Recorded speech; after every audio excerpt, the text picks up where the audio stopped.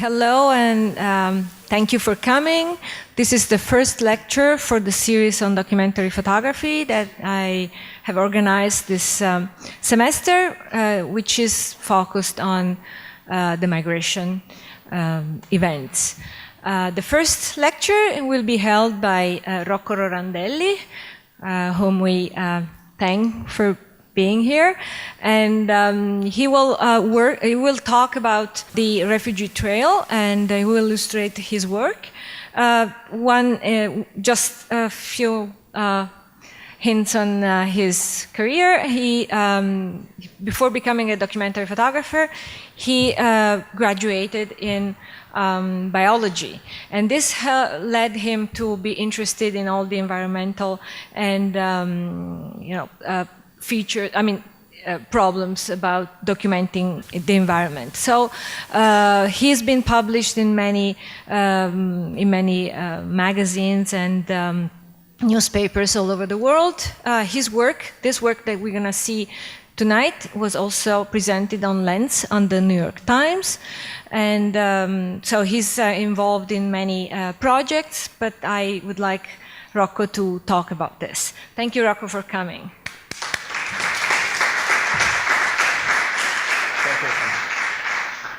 Thank you, Alessandra. Thank you for inviting me here, and thank you all for being here. I hope I will be telling you something interesting.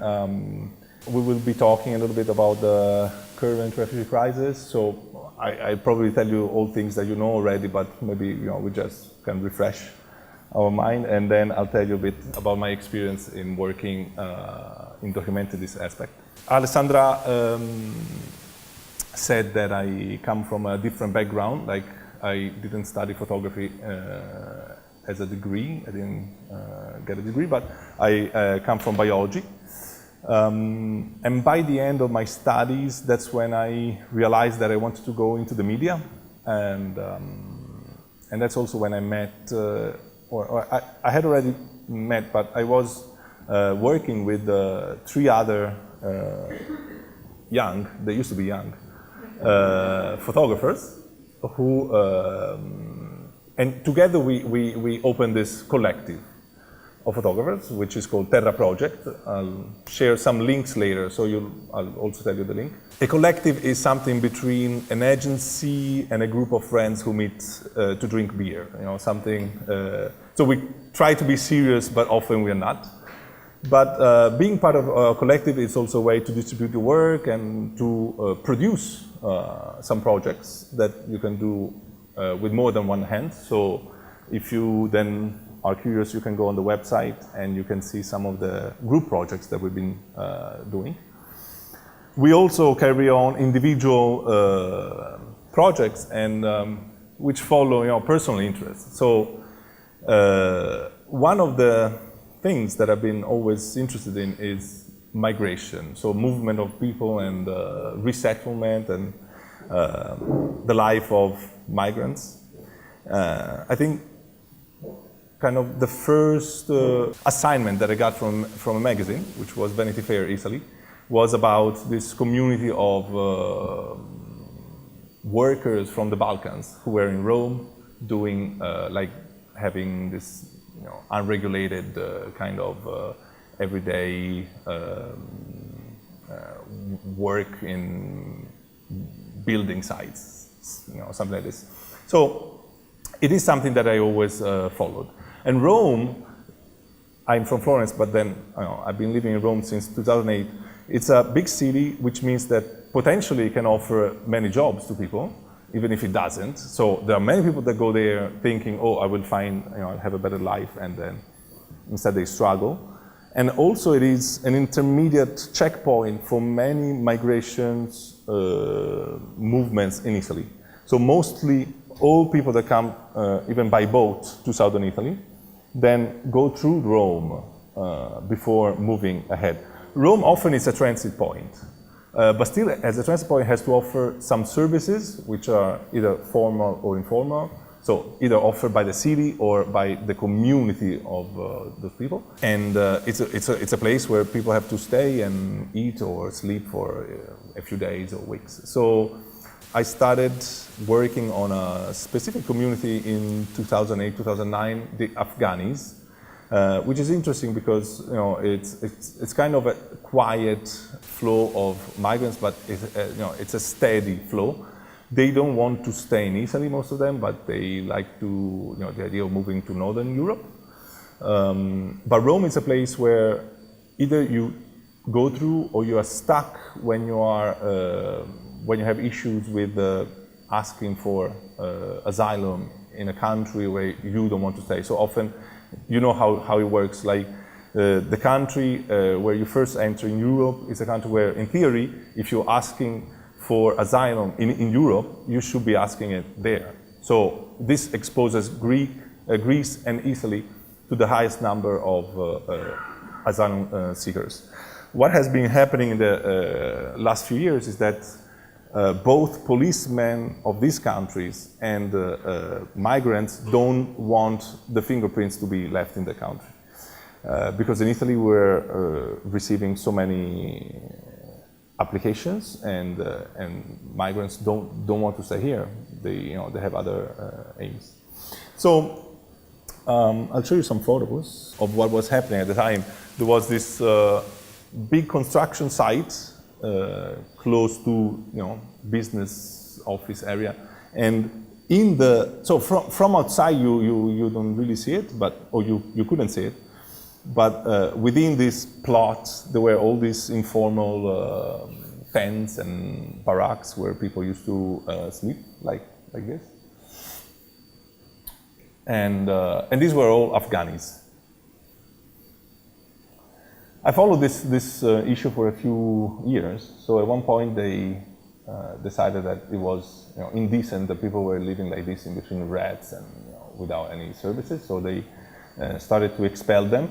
But at the same time, more people were coming, and they didn't want to be sent to the governmental shelters, which were outside the city. Instead, this place is right next to the station, so which means that new people come every day, or used to come every day, and you could easily catch a train to go wherever you had to go, whenever you had the money or the permits to do it.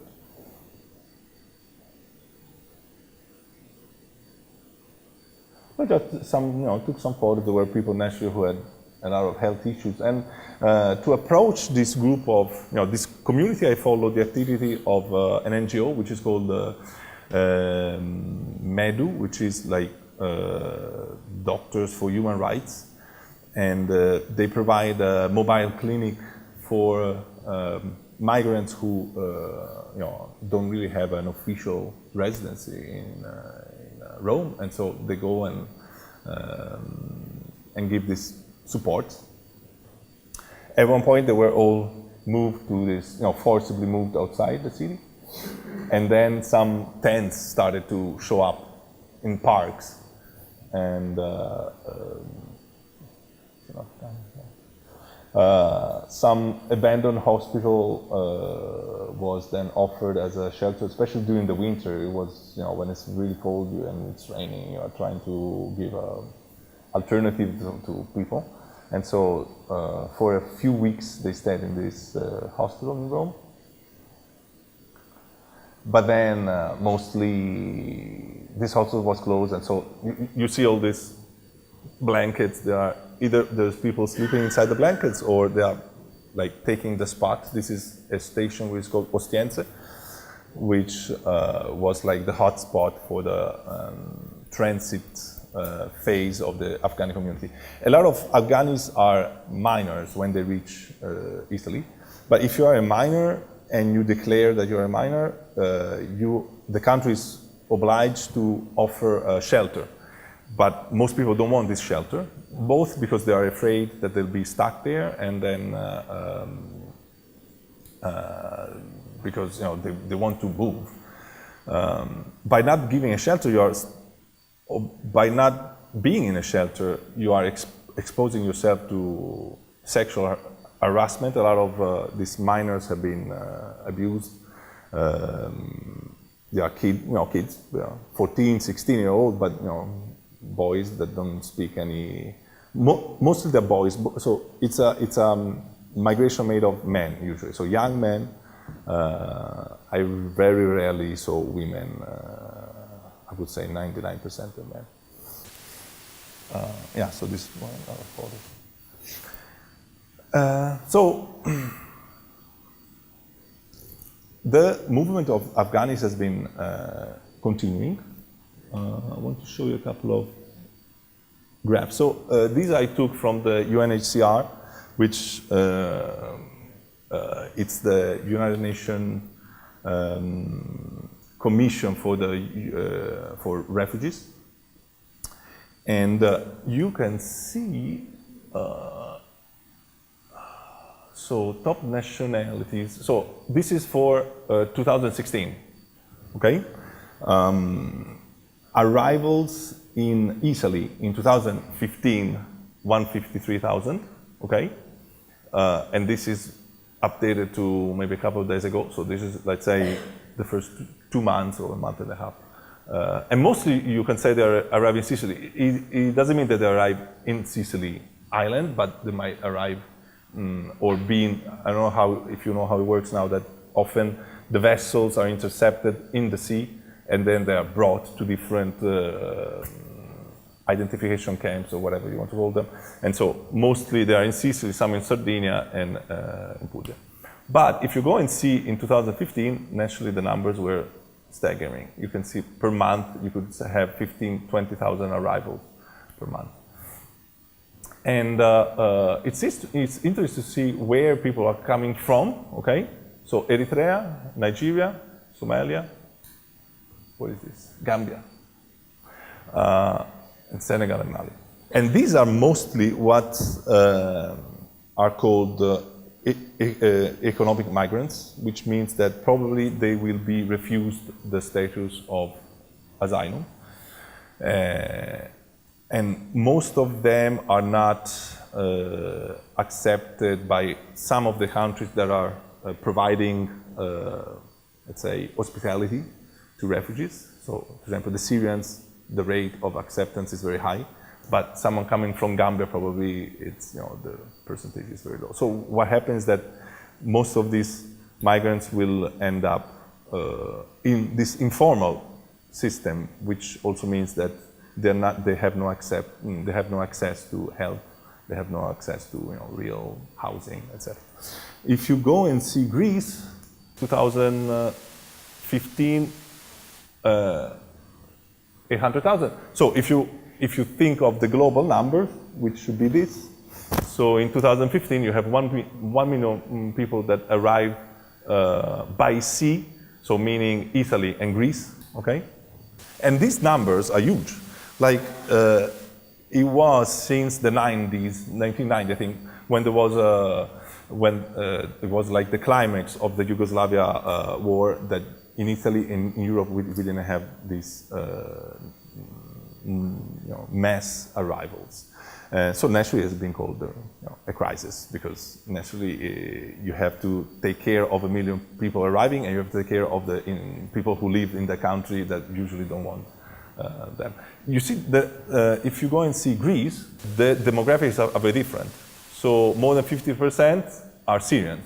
So the path used to reach Italy usually goes from Libya. So it means that you have to cross about 70 miles of seaside to reach the first stretch of land, which is this tiny island called Lampedusa. While if you go through Greece, you go from Turkey to the islands, and the stretch of the sea is much less. To go from Libya or Tunisia, now also it's Libya, to Lampedusa, it takes 2 to 3 days, or 1 to 3 days, depending on the boat, the seaside. Here it's a matter of a few hours, but still it's dangerous. So 2016, we have already 366 recorded deaths. The number of people that have been dying even crossing from Libya and Tunisia into Italy has been around 3,000, 4,000 each year. I followed another aspect of the crisis, because this crisis has been going on for a while now. It was 2011 when about 50,000 Tunisians reached Lampedusa. So imagine Lampedusa is a very tiny island, not used to any movement of media, and it's just tourist destination. Sometimes in the summer, in the winter, there's no one. Instead, what was happening is that every day you will get like arrival of boats and also accidents, etc. So this is the arrival of a group of Tunisians in the port, one of the two ports of the island. And there was no way that the locals were able to provide any kind of shelter. There was an identification camp for 400 people that was holding up to 1,300, but all the rest were just there in makeshift camps and spending most of the days on the port and waiting for food, etc. And then they had to be relocated in the continent. So it was very complex. And you can imagine the locals how upset at the beginning.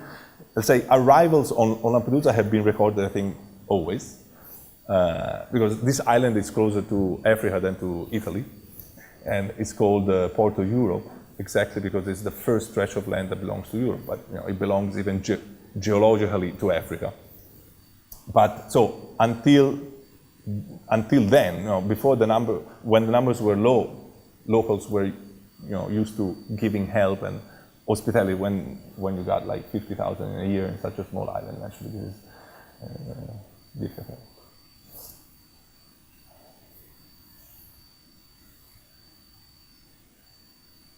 This was a demonstration, a public meeting where people would say, we are upset, what can we do, etc.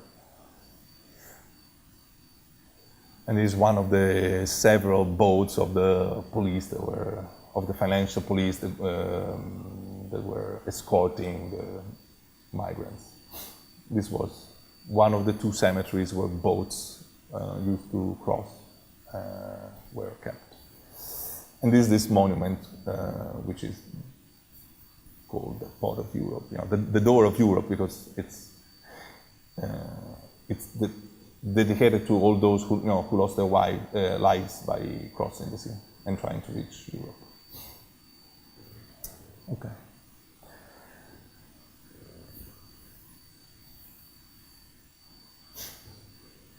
This year, naturally, I had this interest of following again an aspect that was linked to these events, and when I decided to travel in the fall of last year, I realized that there were so many photographers doing more or less what I could have done, which is like going to Lesbos and photograph arrivals. I was interested also in the fact that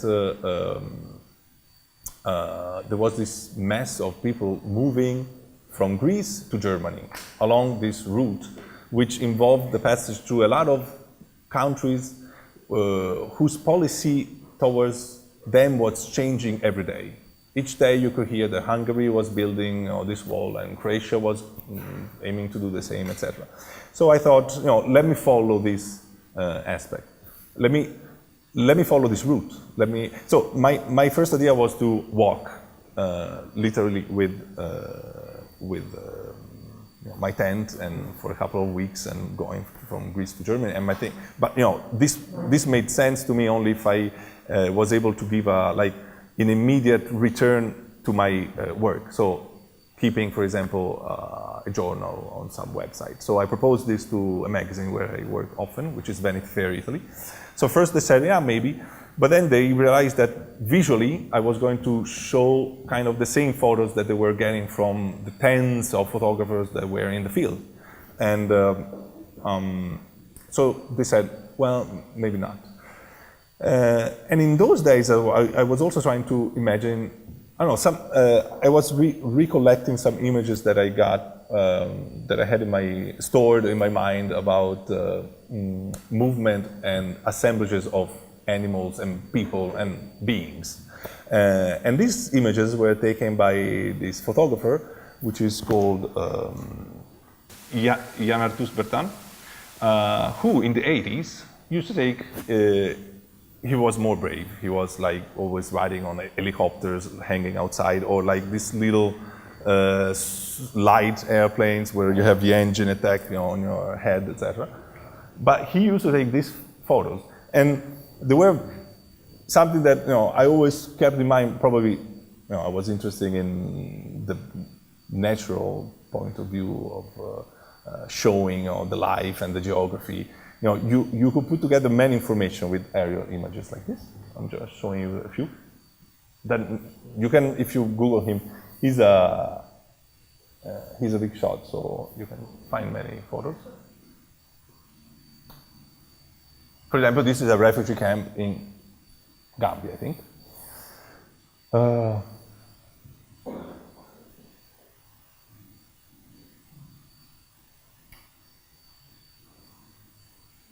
And I also remember that my parents used to tell me, why don't you learn how to fly an helicopter when I was a teenager? And I never did it. So I said, damn it, maybe I should have done it. But, you know, if you fly an helicopter, maybe you shouldn't take photos. So I said, okay, I can, you know, what is a way that I can, you know, kind of achieve the same, you know, point of view, you know, up there, you know, with my budget and my abilities. So that's how, and I just brought it to you. You know, this small thing, they're called drones or quadcopters. This is a consumer model of something that, you know, flies high if you want, and can bring up also a small camera like this. So most of these drones are meant for video. So you have a good quality, you know, you can use GoPros and things like this. But they're not really meant for pictures. Like if you want to take photos and you want to publish them not online, but on paper, you need to have a kind of a decent quality. So that's why I kind, you know, it's very handmade support that you can, you know, that I did by myself with these rubbers. But the whole idea is to put the camera like this, and you can take photos, you know, from and so this was the idea, you know. I can kind of, so I proposed it to the magazine, and the magazine said, okay. Naturally, I proposed it as if I was an expert in drone, but I didn't even have it. So I bought it, and I found ways to, like the day before I left, I was able to take some photos. And so I left kind of like this, like an adventure. But I'm not the first one who takes, naturally, you're never the first one to do anything, but last year, if you follow the WordPress photo, which is this big photojournalistic contest, one prize was given to this project by Thomas von Hutre, who took pictures of people in the US during gatherings, wedding, sports event, whatever, because he was, you know, this is also interesting, he was trying to recollect the same set of images that a drone, a fighter drone, so a drone that is used in war, can hit people with. He collected a few information stating that, you know, like people were killed during marriages in Pakistan, in Afghanistan, whatever, by US drones, and he wanted to do the same in US territory. So these are the photos that he took.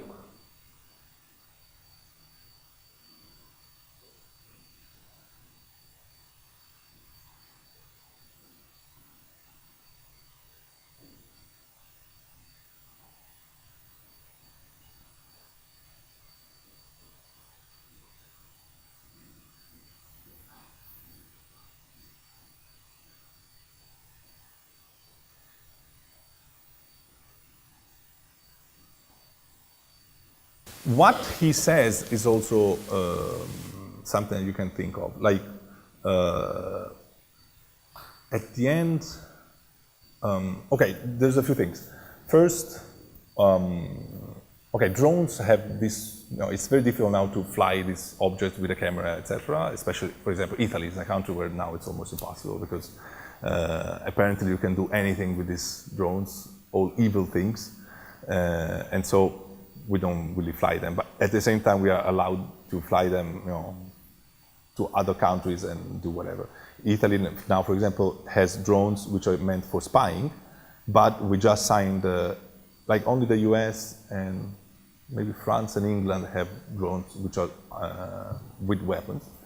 But I think recently we signed this agreement that we can also have a few drones with guns, so we can do this, carry on this warfare. And what the civil rights movement say is like, you have a very detached approach to war. Like you are sitting in southern Italy where we have the base, and you are flying this thing over to Afghanistan or to Libya, because we are more into the Middle East now.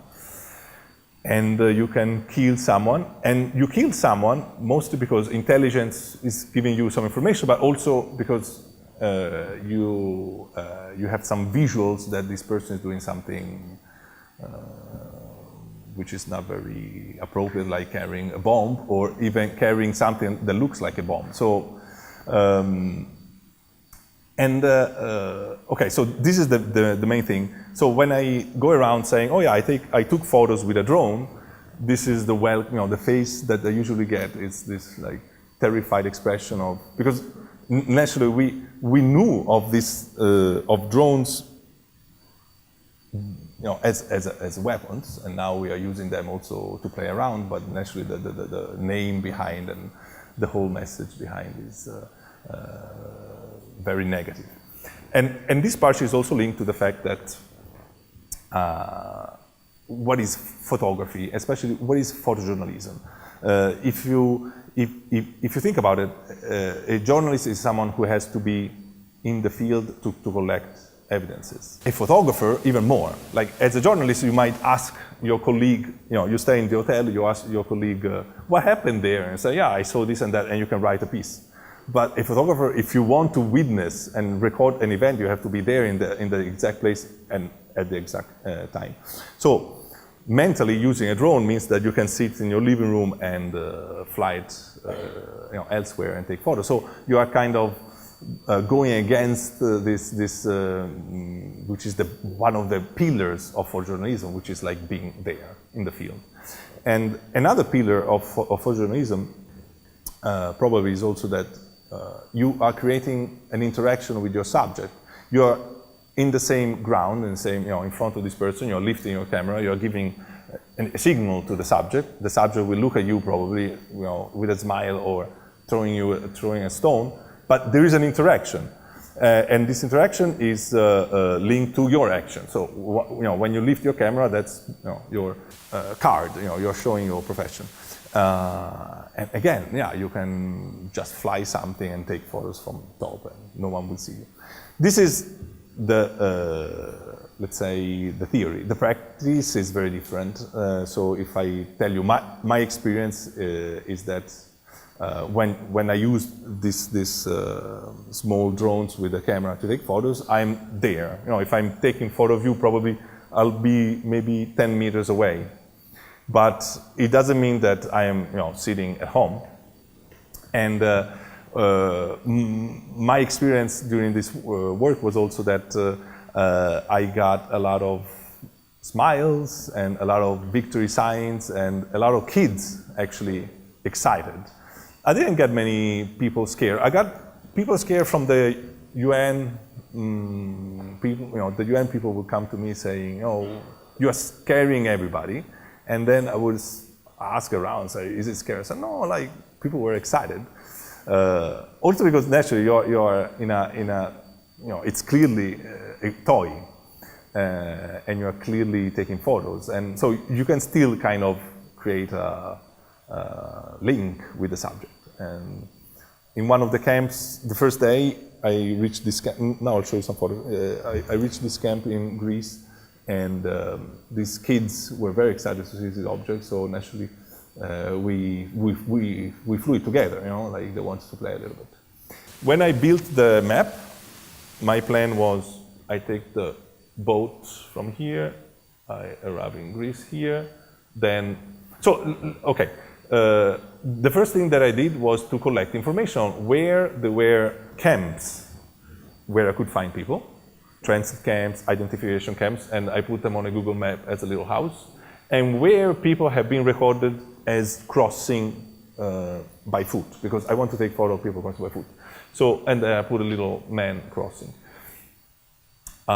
These black dots were like border posts, something like this. So where I knew there were police, so either I avoid, I don't know, whatever, to know that there was police there. Actually, there was police everywhere. So once I decided, definitely I want to go here. So on the border between Serbia and Macedonia. Naturally, I want to go here, from Greece to Macedonia. So I made a map. Naturally, when you build a map before going, you also have to keep in mind that things might change. So when I left, the border with Hungary was still kind of open, but they were building the fence, but still there was some passage. But when I finally reached this place, the border was closed, so there was nothing that I could do there.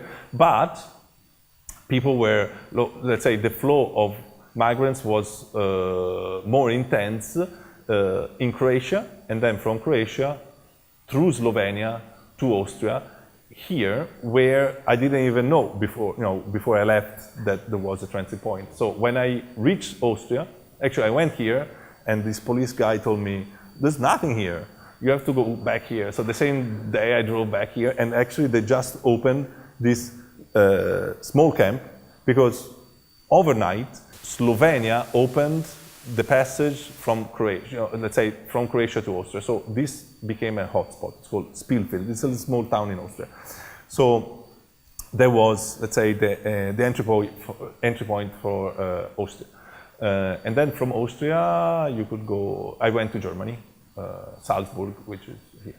This was, okay, so these were the points, the places that, let's say, the border places that I reached at the end. I also went to Belgrade, because there was a camp, but like when I left, the camp was lively. It was a huge camp, actually 2 different camps in this close to the central station of Belgrade. But when I reached, only the Afghani camp was there. So the Syrians were able to move, but the Afghanis were kind of stuck, so they were still staying there. And then Spielfeld, and then Salzburg. And so why I need a map? Also because, so it means that I have to ask for permission to take photos, or to take photos with a drone, which is very different. In Greece, Macedonia, Serbia, Hungary, and then Croatia, and then Austria and Germany. I'm just telling you some things that you can encounter during such a work.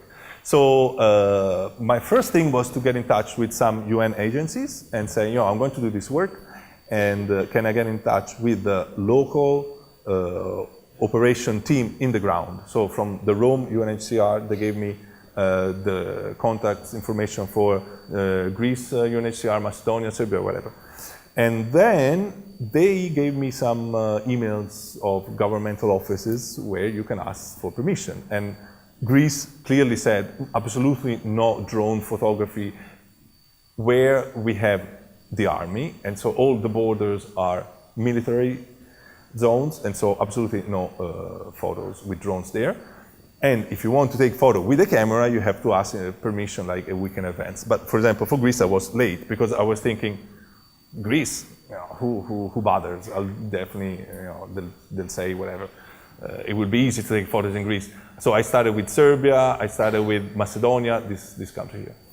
So for example, Serbia is, I got access easily, so I got a formal letter from the government saying you can fly.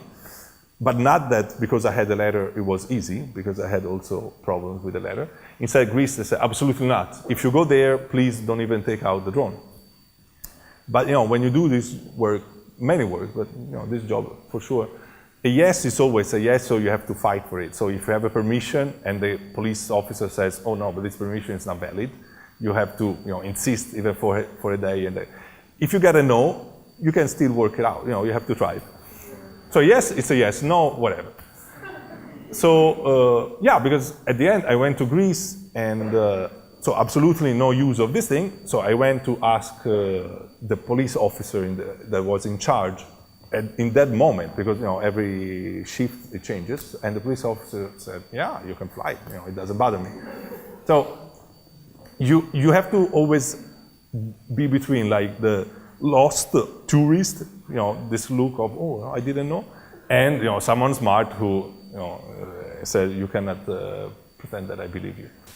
Macedonia, I realized that the guy was much tougher than the Greece one, so I just asked him if I could take photos without saying I had a drone. So then I went a little far from his office, and I took some photos with a drone, and then he ran after me for a while. So this is Greece. The number one, this is the arrival of buses from Athens to Idomeni. So this is the last stretch of land before you enter Macedonia. So people were coming from Athens by bus, spending more or less 20 euros per person on these buses. And this was one of the lines. So this was kind of the first photo that I took ever with a drone. And this is a line of people entering the camp. So the camp is organized by UNHCR, and then there is a support of other organizations like Doctors Without Borders. And here there were a lot of locals who were helping out, giving apples that they produced, and there were some circus volunteers from I don't know where, France, that were entertaining kids, etc. This is a camp from above. This is the UN guy who told me, "Oh, it's very scary." Then he told me, "Can you take a photo of the camp so I have it?" Okay. This is still people entering the camp. Okay, so after they enter the camp, they have to cross. So they have to cross this little fence and go into the Macedonian side. There I couldn't go because the Macedonian didn't want to, absolutely. So here instead we are at the end of Macedonia on the border with Serbia. So once they enter by foot Macedonia, they reach a station, they get put on trains, and this train goes to the end of Macedonia. So it's kind of channelized, the whole movement. And this is where the guy then ran after me. Say, "But you didn't say it was a drone." I said, "I know, but that's part of the game."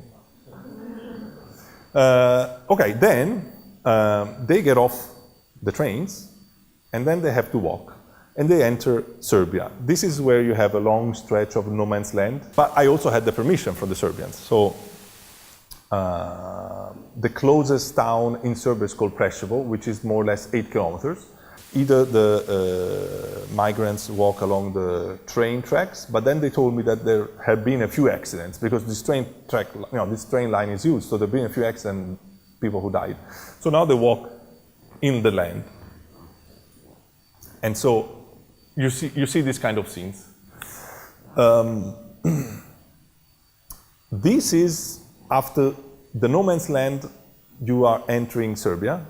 And Serbia here has a little checkpoint, controlled by the police.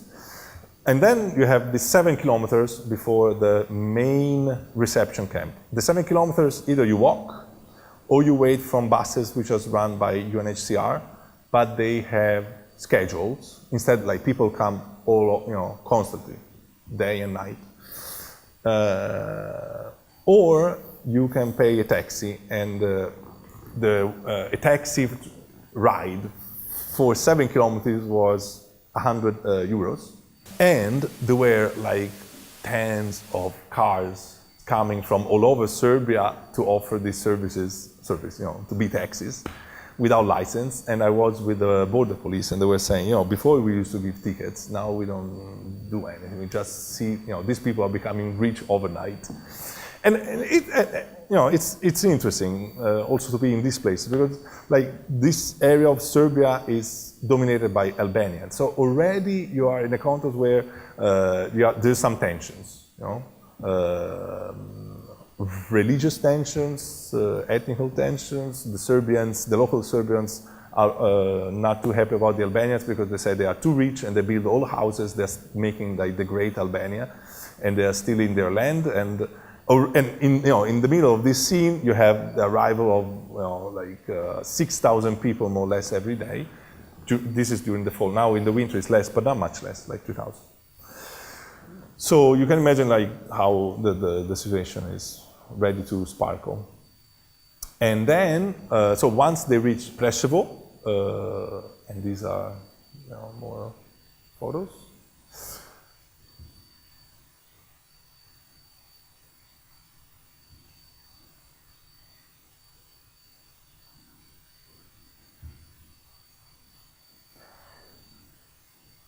Okay, so this part I want to show you because at one point I realized that, naturally, drone photography, in this case, is a detached way of telling something because you're far, you're not seeing the faces. We are animals at the end, who are the first thing that you look for when you look around, it's eyes. It could be the eyes of a dog or the eyes of an elephant or another human being. In reality, because I think it's a way that you have to understand, it's a filter. Is this person going to, are we friends or not? The first thing you look is eyes. And you're not seeing eyes. That's the main thing. And you don't see, and you see things from a point of view which is strange for us, right? It's not natural. But what I noticed was at one point that I was doing this. I was zooming into photos. So, like, you see still stories. So it's true that you're missing something. You're missing the individual at the end, okay? But you are, like, this is a story. So if I was a photographer and I was in the mud with them, okay, I was still in the mud. But if I was in this, in front of them, I would have liked to take this picture. Because in this, it's a whole story. It's a relationship between people, etc. If you go here, you see this lady who's looking up, and this kid. These people are walking. They are trying to avoid mud. Like, I found myself, looking at these pictures from far, and so the stories are distant. But because I can zoom into it, I'm still looking for the details. So, there were other pictures that I want to show you. Okay, this naturally, you can zoom up and see a smile here, and then you can see the litter left around, which gives you also the idea of how many people pass here every day. No? This is also very cute. Wait, sorry. Was it this one? The girls, the kids are saying hello.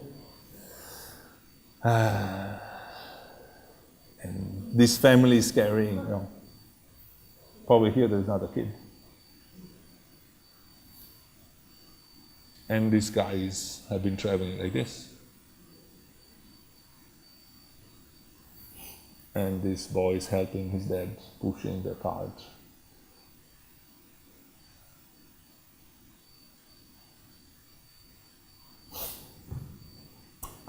Here we are in Belgrade, so this is part of the Syrian camp, Afghan camp, sorry. And here we are close to Sid, so we are instead at the very end of Serbia before entering Croatia. So if you go this way, 200 meters, this is Croatia, and by bus people come from Preševo. So we left them in Preševo. Either they go to Belgrade, but they just sit there because you usually go to Belgrade if you try to go to Hungary, but now Hungary is closed. So, or you can go directly here. Naturally, when someone is looking up, it's an interesting picture that you can get. And also you see all this activity of people getting off the bus, getting ready. And here there are some volunteers giving food, drinks, and provisions. And there's some personnel which is offering help, Doctors Without Borders, volunteers from Czech Republic, etc. Kids always ready to smile. And here instead we are in Austria, so everything is more organized, all of a sudden. So they come from Slovenia by bus, They cross by foot. So always the crossing is done by foot. But often it's a short leg. I think really the longest is, if they follow this route of buses and trains, the longest is to go from Macedonia to Serbia. And so once they reach this camp, then they are sent to different places in Austria, and then from there to Germany. Also, this is interesting story or series of stories. People on the phone or resting and sleeping, or playing cards, smoking, and or an interview being organized. So here also, for example, in Austria, I didn't have permission, and the officer that I talked to in Vienna told me that I had to go back like Monday. This was a Saturday or whatever, and but I said, I'll still try. So I went there, and sometimes you're lucky. I reached in the exact moment where there were 3-4 local TVs. So the officer in charge of this little camp was opening the camp to the TV for just half an hour. So I just went with them, and I'm like, can I fly a drone? Sure, like this. So I flew the drone.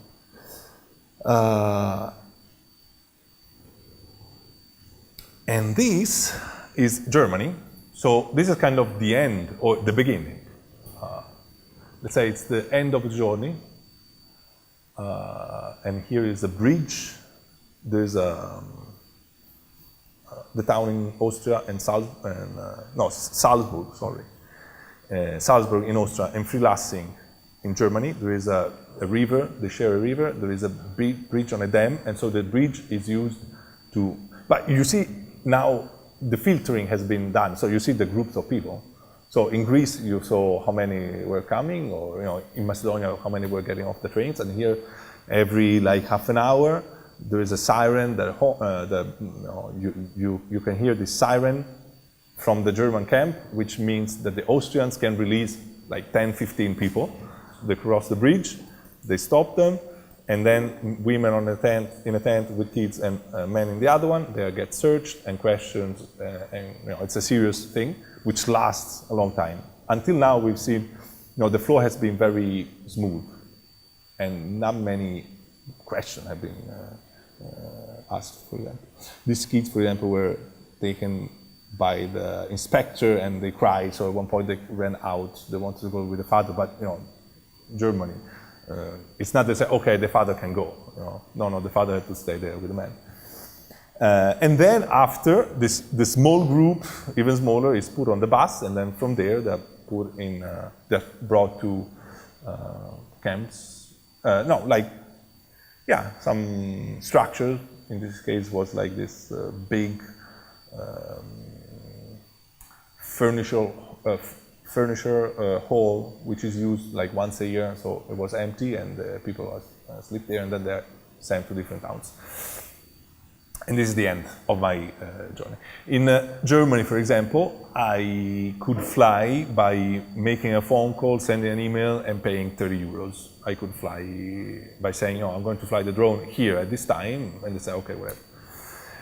And when I tell you that, a yes is always a yes, when I was here, it took me 2 days to take these photos, because this also big and long hair. Okay, I also have long hair, but his hair was crazy. Police officer, he's like, no way you're going to take photos in this border, which is under my control. I said, yeah, but I have this piece of paper from from the minister. I said, no, absolutely, and he left. And so I began with this struggle with the offices and things. But at the end, yes, so I got it. Like they couldn't believe that I got the permission, because this is not a legal border point. It's like it's usually closed. So they say, yeah, you can go in the legal one, but in the legal one there were only cars passing by. I said, no, I have to take a photo of it. So anyway. So yeah, this was more or less the story. I'll show you briefly Yeah, so this is the publication in Vanity Fair. You can give me your comments on the use of the graphics. I had no, I have no role in this. But anyway, this was the spread.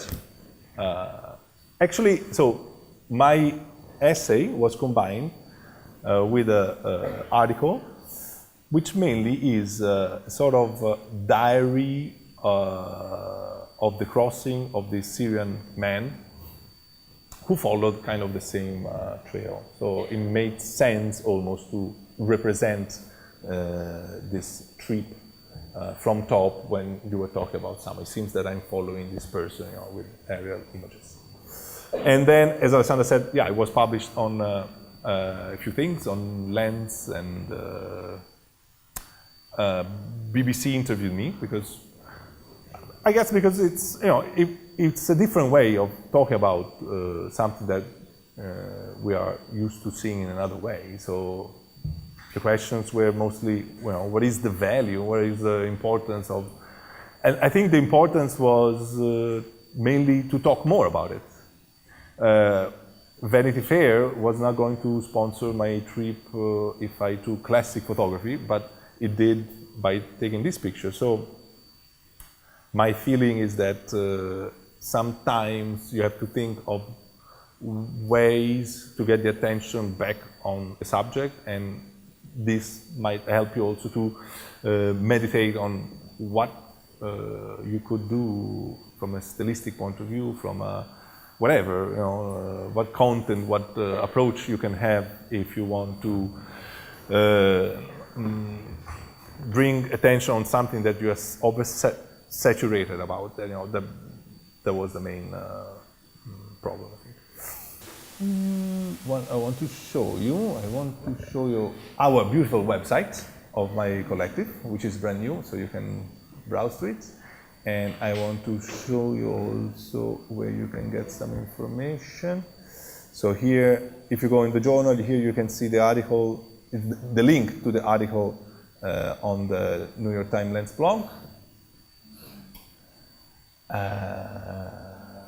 Okay, which was nice, which actually was kind of, because, you know, once you get exposed by the New York Times Lens blog, you get exposed, you know, you get a lot of other interests. So at the end, it was published also on Financial Times Weekend Edition, Politico, Guardian Online, Internazionale, which is Italian, and the BBC did this interviewed, and they put this light show. You can by clicking there, you can see all the things, and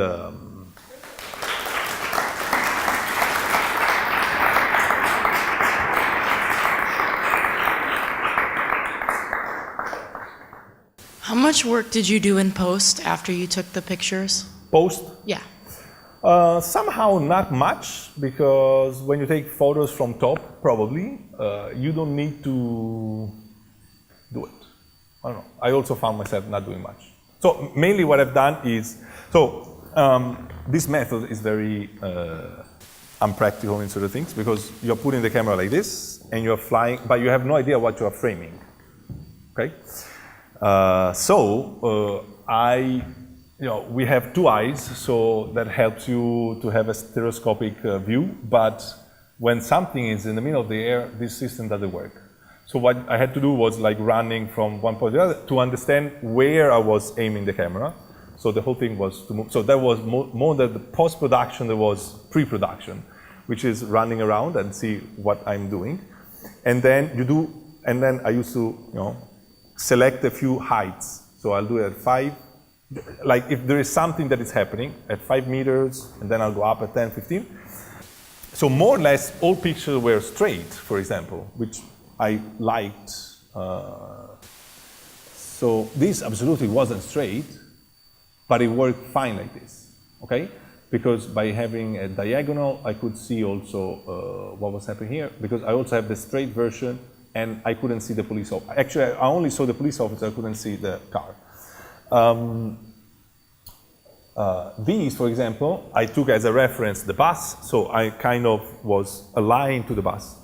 But later, some of these pictures I had to crop and to align. So I would say most of the production was this, so making them more close to what I had in mind. and or cut, by cropping, removing something that was bothering me. But the camera was taking a picture every 3 seconds, so I had thousands of photos to go through. So I would say there were some good ones already, and some had needed minor. And then post just contrast or changing a little bit, maybe especially in Greece I had a lot of, because it was sunset, either it was too yellow or too blue, so I had to adjust a little bit the saturation. But I usually don't do much in post-production, so this was. Now I am setting the system so that I have also a screen, so I see what I'm doing. So I will frame better the photos and putting this thing together. In the meantime, I share with you this last slide where you can get the links. So if you want to have data, UNHCR have data.unhcr.org has those very interesting maps which are updated almost weekly on the numbers of arrivals. Tracks, UNHCR.org. Tracks is a multimedia project that UNHCR did last year by employing a few photographers who were mostly on the islands, but also along the route, taking pictures of migrants and trying to, with photos, videos, and interviews. So they built this archive of stories. So that's kind of the, if you say, what does UNHCR ask to a photographer to do? If you go there, you have the answer. Fortress Europe, it's an Italian blog. I think it's also in English. No, it's also in English. You can go there. They are a group of people independently. What they do many things. They talk about borders and migrants, and they also do the counting of deaths. So how many people have died by crossing the stretch of the sea in the last years, and they try to combine different sources. So they have official sources and unofficial sources. So because naturally the numbers that UNHCR has are just based on official sources for them. In addition to UNHCR, there is the International Organization for Migration. So the deal with migrants and the deal with refugees, they rarely talk to each other. And anyway, they have a special page called the Missing Migrants. So they also have numbers on refugees and migrants. And then this is our website. This is Jan Artus Beltran, if you want to see more pictures from the area of photography master. And this is Thomas van Houtrier that I showed you the black and white photos from. What else? You, Alessandra, have some questions? Yeah. Hi. Hi. How are you? She's the writer of the article, for example. Distance obliterates emotions. How did you deal with that? Sorry, non ho capito. Distance. Distance. Obliterates emotions. Yeah. You don't see the faces. I wasn't distant. I was there. Yeah. Well, I think there are many good photographers who take emotional photos of this issue. And again, I thought when I left, my idea was to talk more about the phenomenon and the mess of people doing it than crossing, than the single story that you think of when you look at someone. So it doesn't mean that you only have to take photos with drones, but like these can help you to understand or to visually represent something in a different way. So maybe, yeah, I don't get emotions, but I get, for example, the fact that, and this was very important for me, I don't know who these people are. I don't know if they're Syrians, Afghanis, Iraqis, or from Gambia. I know that there's this event happening. And this is important, especially because when I left, it was when we started hearing that economic migrants were not going to be allowed Refugees, yes. In fact, if you notice, I only talk about migrants today because, according to me, like, well, it's not me. I'm no one. But like, for example, the BBC does the same. They use migrants, and it makes sense to me as a migrant includes someone who is looking for better opportunities, but also someone who is leaving a war-torn country. So by taking these photos from top, I was not thinking this is a Sunni or a Shiite or a Christian. You know, these are people crossing. So it's a different thing that I could achieve. I presume you've taken with an automatic self-timer. So you must have Thousands.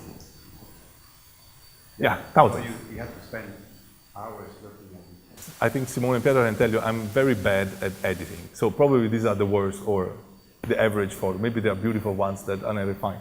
No, I'm done, I would say, but who knows? You know, you are never done. No, but I was thinking you could also make a little movie.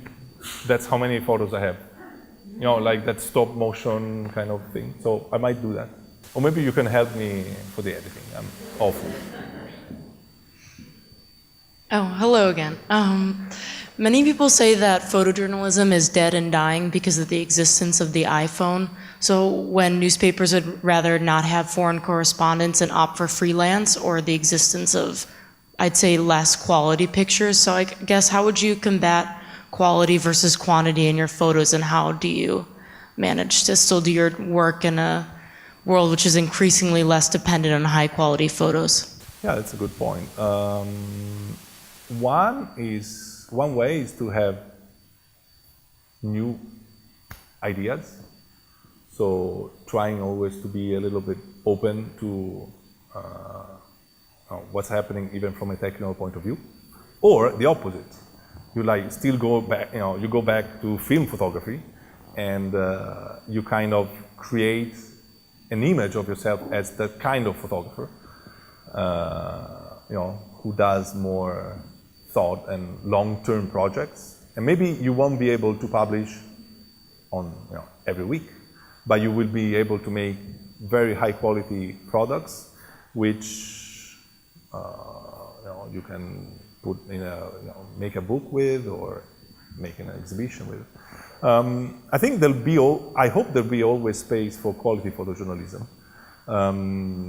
And it's true, we are overloaded with images, but this doesn't mean that all the images that we get are good, because the image also has to stick to a story. So, okay, this is news, so we have to distinguish between news and like in-depth analysis of something. News, anyone can take a good photo. If you are in a place where something is happening, you have an iPhone, that photo is precious because you are the only one who took it. So it's not just the instrument that will dictate the quality, it's also the luck, or also the fact that you anticipate a little bit the events.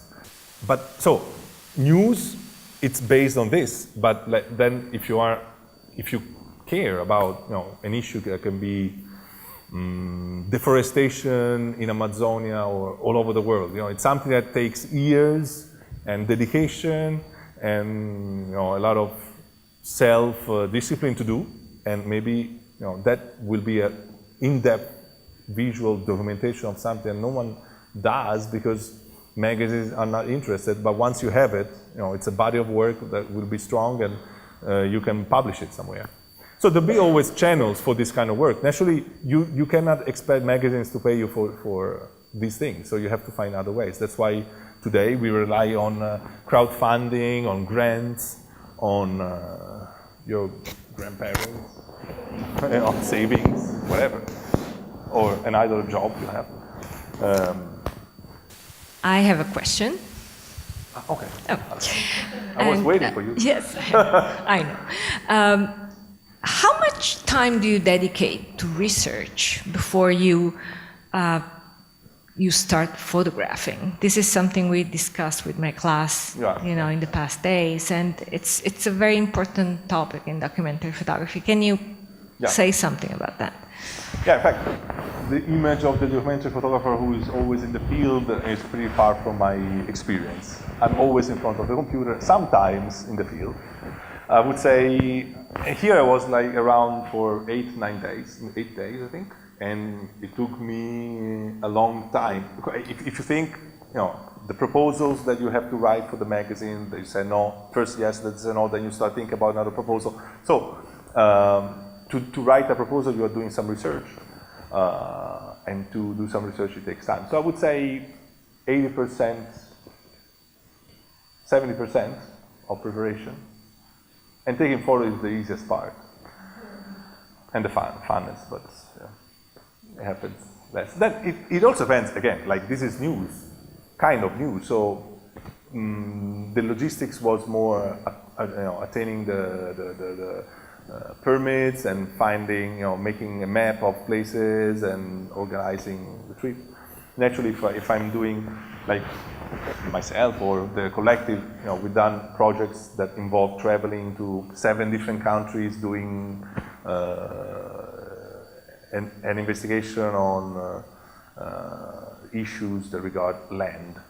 This means that you're reading books and reading articles, interviewing people, so it takes even a year to prepare for a project. In the meantime, you also do other things. So you're preparing something, but you're working on something you prepared before. Hi.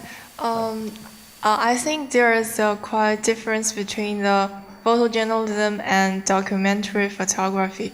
So documentary photography is more about like you do some predictive preparation for it. You have to get connections with the people you will take picture of.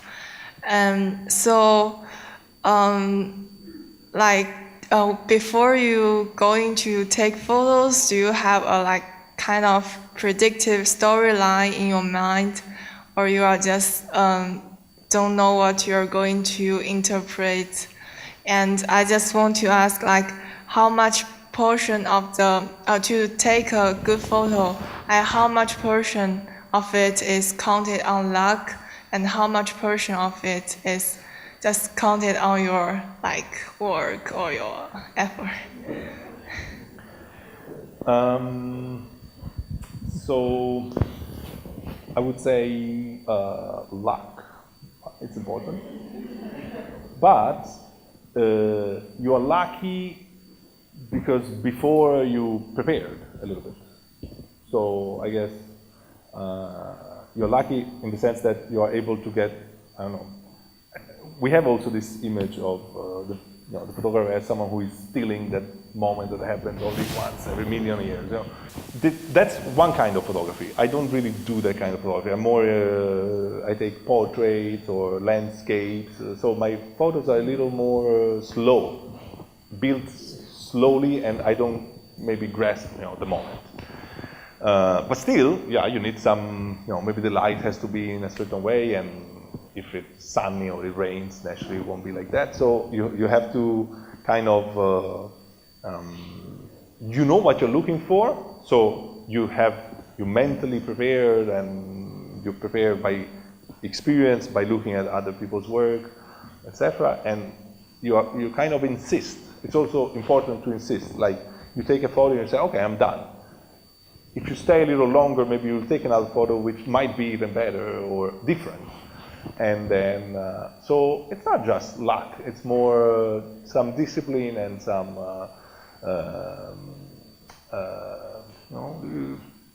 you think that you can always do a little better, and you try hard to do it.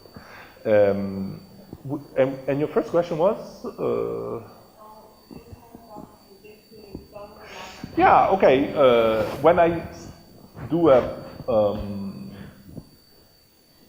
mostly I prepare what we call a storyboard. So if I'm doing a project on, I did like this big essay on the tobacco industry.